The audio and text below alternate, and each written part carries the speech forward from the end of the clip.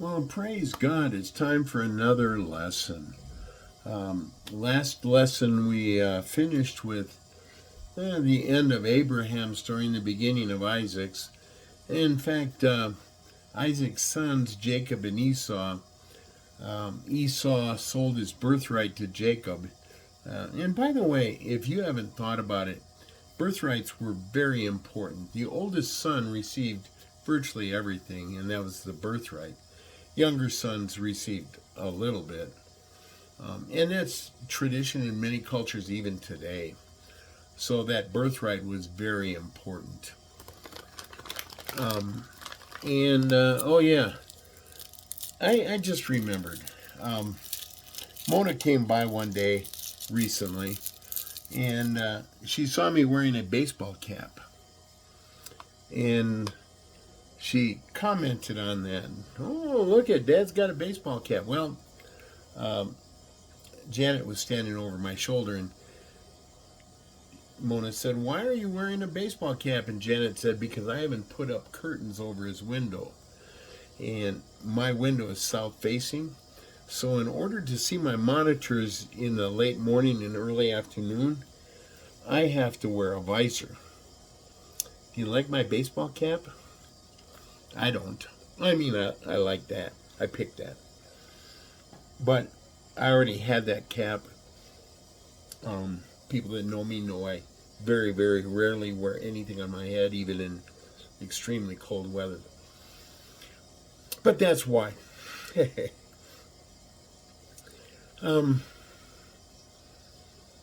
So anyway, let's continue with Isaac's story. We'll probably get halfway through Jacob's story. We'll see. Yeah, more than half of this lesson will be about Jacob. So Isaac and Jacob. So at some time in Isaac's life, we don't know if it was before or after a Esau-Jacob birthright deal, but there was a famine in Canaan. Now, we saw a famine in Abraham's life, and we'll see one in Jacob's life, but this is Isaac's famine. So let's begin our story. There was a famine in Canaan, and Isaac was trying to figure out what to do. After all, he had inherited a very large flock, herd, boat of animals, donkeys, horses, goats, sheep. For all I know, he had some chickens too. Probably not. Anyway, and he had to figure out how to feed all of them during a famine.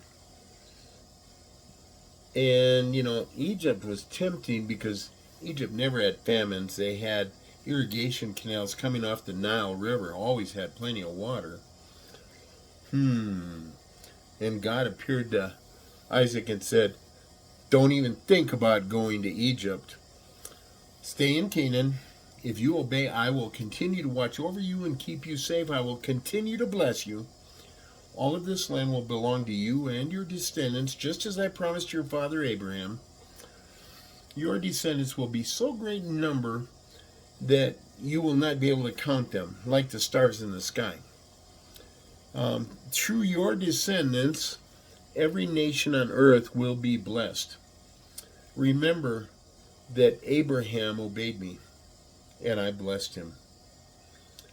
Isaac said, "Thank you for appearing to me and reminding me of what my father said, and I will do exactly as you say." So Isaac remained in Gerar. However, he had a concern. One day he went to his wife and said, "Rebecca, my beautiful wife, the Philistines have been asking me about you, and I told them you're my sister because I was afraid they would kill me so they could take you." Rebecca said, "My husband, I will say the same thing."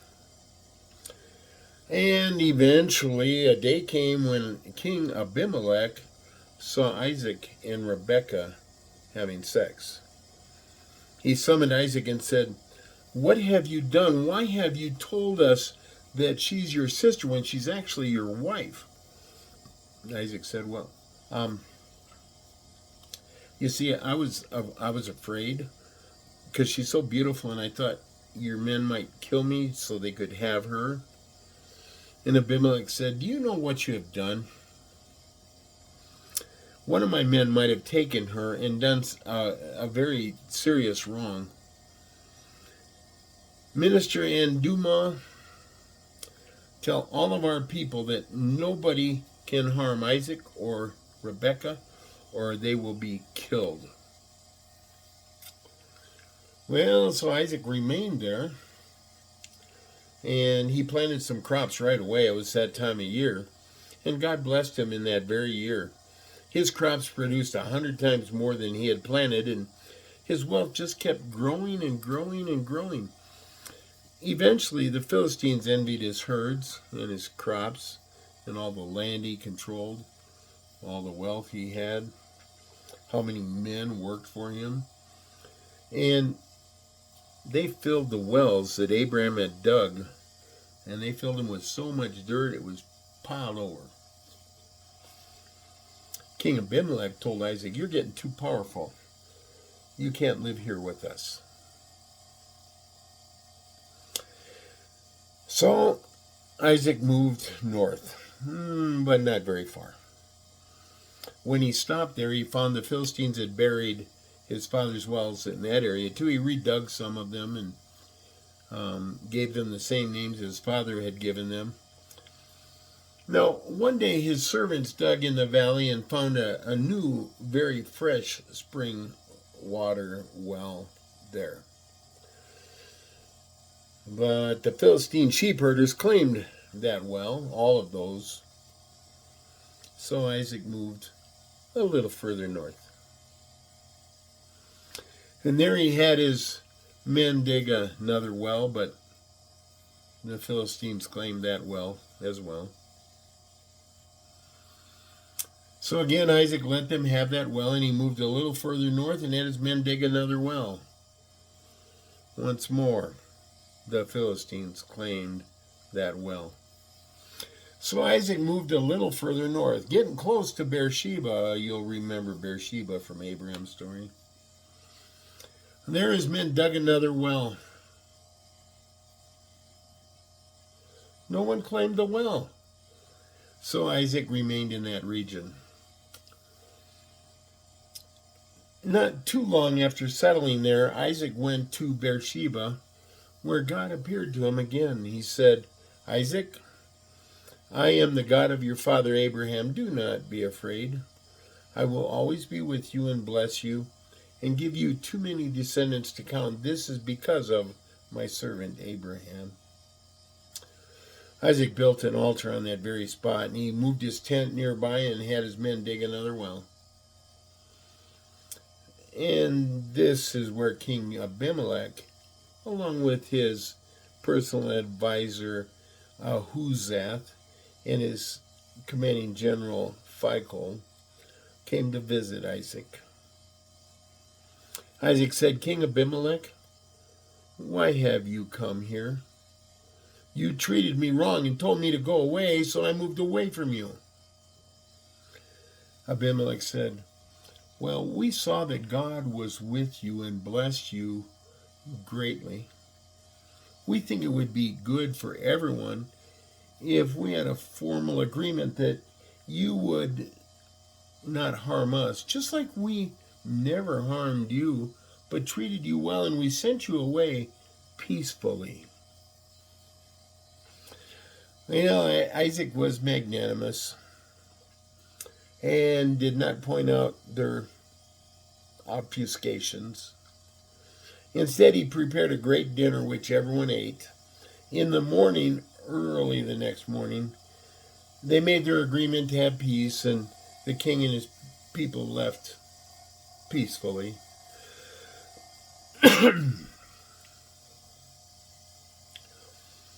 Now, when Isaac was very old, he was nearly blind. And one day he sent for his oldest son, Esau. Esau came and said, Father, I am here. Son, I want you to go get some game. Take your bow and arrows and hunt some wild game and bring it back. Fix a meal for me. You know, the tasty food that I love so much. And then I will give you my blessing. Well, his wife Rebecca was listening, and she heard that. And she sent for Jacob, and when he came, she said, "Jacob, my son, I heard your father tell Esau to go hunt some wild game and fix a meal that would be the one meal he loves, and then he's going to give Esau his blessing. I want you to bring me 2 of your best young goats, and I will prepare a meal just the way your father loves it. Then you can give him that meal and receive his blessing." Jacob said, "Mother, my brother's a very hairy man, and I'm very smooth-skinned. What if my father touches me? He would not bless me, he would curse me for having tried to deceive him." She said, "My son, let the curse be on me. You just do what I told you."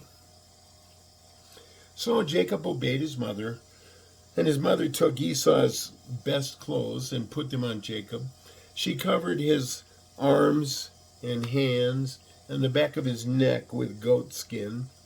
Then she gave Jacob the meal she had prepared, and Jacob took it to his father. "Father," who was there, "I am your firstborn son Esau. I have done as you told me. Please sit up and eat the meal I prepared, and then you can give me your blessing." "My son, how did you find the wild game so quickly?" "The Lord your God blessed me." "Come close to me so I can touch you, and then I will know you are my son Esau." Jacob went up to his father, who touched him. And Isaac said, "Your voice sounds like Jacob, but your hands feel like Esau's." The deception had worked, and Isaac ate the meal. He said, "My son, come here and kiss me." Jacob leaned over his father and kissed him. Isaac smelled Esau's clothes, and he blessed Jacob. "My son, who smells like a field in the wild, God has blessed you. May God bless you with plenty of rain and rich ground. May nations serve you and their people bow to you. May your brothers bow to you. May those who curse you be cursed, and may those who bless you be blessed." Jacob left his father almost right away, and Esau came with a successful hunt, and he'd prepared a meal from his game meat, and he brought it to his father. "Father, please sit up and eat my meal of wild game so you can bless me." "Who are you?" "I am your firstborn son Esau." Hearing that, Isaac became quite upset. "Then who brought me the meal I just finished eating? It tasted like wild game. I just finished eating it when you arrived. I blessed him, and he will be blessed." Esau, "Oh, Father, Father, bless me too." "Your brother deceived me and stole your blessing."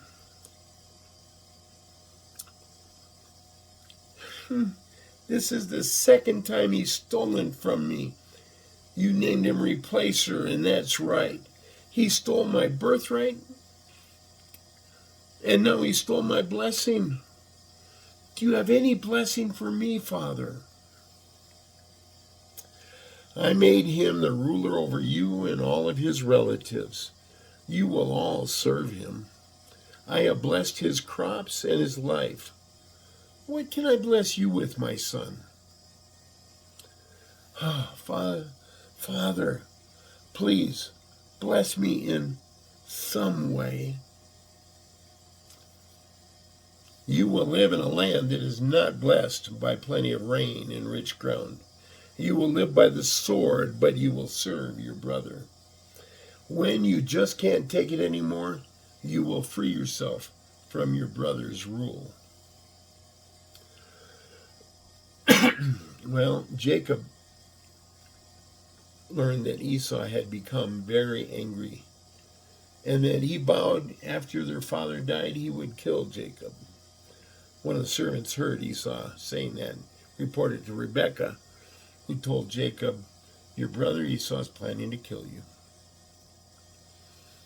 Leave here immediately. Go to my brother Laban in Haran.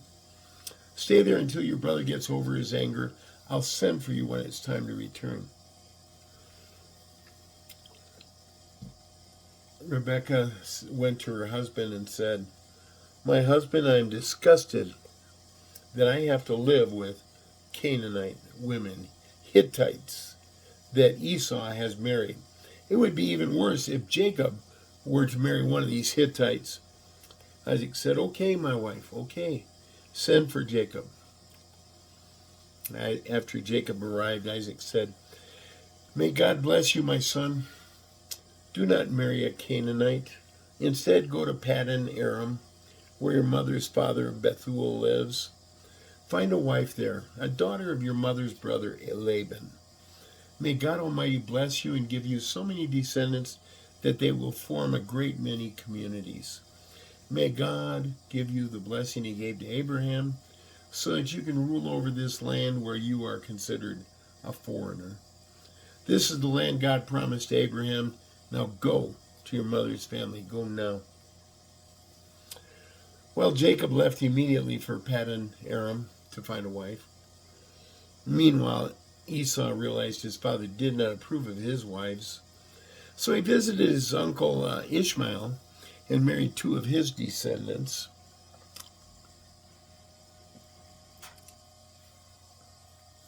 Sorry about that. Now Jacob began his long journey, be at least 6 or 8 weeks of hard travel. And before he traveled more than a few days, he stopped for the night. He was very tired, and since he was traveling by himself, he had very few provisions. He found a stone which he used as a pillow, and he went into a deep sleep. Exhaustion. While he was sleeping, Jacob had a dream. He saw a stairway that went from earth to heaven, and angels were going up and down the stairway. At the top in heaven was the Lord God himself. And God said to Jacob, "I am the Lord your God, the God of your father Abraham, the God of your father Isaac. Your descendants will own the land where you are laying. You will have so many descendants, they will be too many to count, like dust on earth. They will spread west and east, north and south. Every person on earth will be blessed through you and your offspring. I am with you and will watch over you no matter where you go. I will bring you back to this land, and I will not leave you until I have done everything that I have promised you." Jacob woke up and thought to himself, God is definitely in this place, and I didn't realize it. It's frightening to think of how awesome this very spot is. This must be the earthly house of God, the gateway to heaven itself. Well, early that morning, Jacob took the stone he had used as a pillow and set it up as a pillar. He poured oil on top of that stone and named the place Bethel. Then Jacob vowed that if God would be with him and watch over him on the journey he was on, providing him with food and clothing until he returned safely to his father, then he would indeed be his God. He vowed to give God 1/10 of everything God gave him. Well, eventually, Jacob reached the region of Haran. He saw a well in the middle of a large flat plain. There were 3 flocks of sheep laying in the fields there. The stone over the mouth of the well was large. When enough shepherds were gathered there, then they would roll the stone away and let the sheep drink all the water they needed. Then they would roll the stone back in place, covering the mouth of the well. Jacob said, "My fellow shepherds, where are you from?" "We are from Haran." "Do you know Laban, the grandson of Nahor?" "Oh, yes, we know him." "That's great. Is he doing well?" Sure, he's doing fine. See that large flock of sheep coming over there? His daughter Rachel is with that flock. Jacob said, the sun isn't close to the end of the day. Water the sheep and then take them back to graze. They said, we can't do that. We must wait until all the flocks are gathered, and then we will roll the big stone away from the mouth of the well. Only then will we water our sheep. Well, when Rachel arrived, Jacob rolled the stone away from the mouth of the well and watered his uncle's sheep. Then he kissed Rachel and began to cry with joy. He told her he was a relative of her father, that Rebekah was his mother. Hearing that, Rachel rushed home to tell her father. When Laban heard the news, he rushed out to meet Jacob. He hugged him and kissed him and took him to his house. Jacob told Laban all the family news, and Laban said, oh, it's so good to hear about my sister and to meet her son. About a month later, Laban went to Jacob and said, Jacob, you are a good worker, but just because you are my relative, you do not have to work for me without being paid. Tell me what you would like for your pay. Jacob thought about it. He said, my uncle, I will work for you for 7 years if you will allow me to have your daughter Rachel as my wife. Laban said, if you stay with me for 7 years, you may marry her. I would rather have you marry her than some other man. Oh, 7 years went by so fast for Jacob as he dreamed about his love for Rachel. The day came when Jacob said, Uncle Laban, I have completed the 7 agreed upon years. Give me my wife, so I may make love to her. Now Laban gave a great feast for all the people all around there, and the feast lasted until it was dark. And at the end of the feast, he gave his daughter Leah to Jacob, wearing a veil. And Jacob took her to his tent and made love to her. When morning came, he could see it was Leah and not Rebekah, not Rachel, that he had made love to. And he confronted Laban. Why have you deceived me?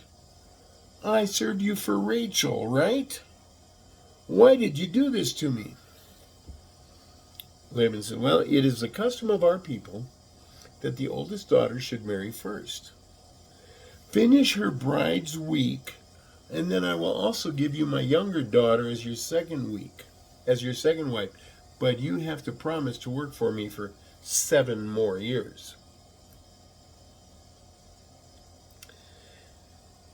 Jacob agreed and did as Laban asked. After 7 days, he married Rachel too. Now, Jacob loved Rachel greatly. She was far more beautiful than her older sister, and Jacob had been deceived into marrying Leah, and he resented that. God could see that Jacob did not love Leah, so he made sure Leah would have children and Rachel would not. Leah gave birth to a son, but Jacob did not show her any love. Leah gave birth to a second son, still Jacob did not love her.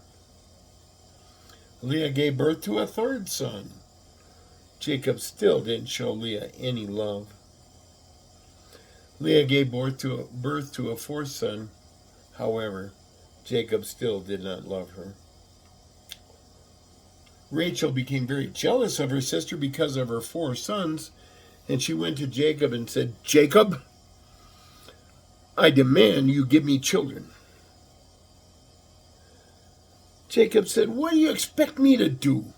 Clearly God is preventing you from having children. I can't do anything about it. Rachel, fine. Then use my maid Bilhah Make her pregnant, so at least I will have a family through her. Jacob said, well, if that's what you want, I'll do it. And Bilhah gave birth to a son, and then another son. Leah decided to have Jacob use her maid Zilpah to give her more sons. And Zilpah gave birth to a son, and then another son. One day during the wheat harvest time, Leah's oldest son, Reuben, found some mandrake plants. He gave them to his mother since everyone knew mandrake plants help make a woman more fertile. Rachel asked her sister for some of the mandrakes, but Leah said, no way. You took my husband away from me. Why should I help you now? Rachel responded, fine. Give me some mandrakes, and you can take our husband in your bed tonight. Now Leah liked that and agreed. When Jacob was returning from the wheat fields that evening, Leah met him and said, you have to have sex with me tonight. I traded some mandrakes to Rachel for you to be with me tonight. Leah became pregnant and gave birth to her fifth son. And then she became pregnant again and gave birth to a sixth son. And then she had a daughter. Meanwhile, Rachel continued to pray, asking God to allow her to become pregnant. And God finally allowed Rachel to become pregnant, and she gave birth to a son. And then she asked God to let her have another son. Yeah, didn't happen then. Jacob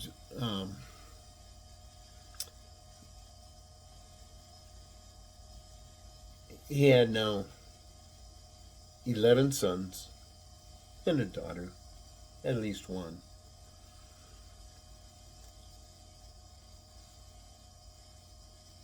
And we're going to stop here. In our next lesson, Jacob is going to want